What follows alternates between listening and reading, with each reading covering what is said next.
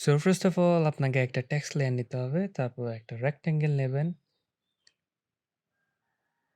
তারপর এটার হাইট রাখবেন 2 পিক্সেলস এবং বর্ডার রেডিয়াস 25 এবং এটাকে একটা অটো লেয়ারে কনভার্ট করে নেবেন এবং এটার স্পেসিং রাখবেন 8 অথবা 4। তারপর আপনারা রেক্টেঙ্গেলটা সিলেক্ট করে নেবেন। তারপর এখান থেকে ফিল কন্টেইনারে ক্লিক করবেন। তারপর একটা ডুপ্লিকেট ক্রিয়েট করে নেবেন। তারপর ২ টা সিলেক্ট করে একটা কম্পোনেন্ট সেট করে নেবেন।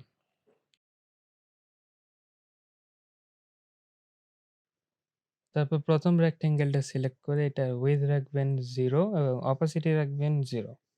তারপর প্রোটোটাইপে যাবেন এবং এটাকে ড্র্যাগ করে পরেরটার সাথে কানেক্ট করে নেবেন এবং এটাকে রাখবেন while hovering এবং স্মার্ট অ্যানিমে।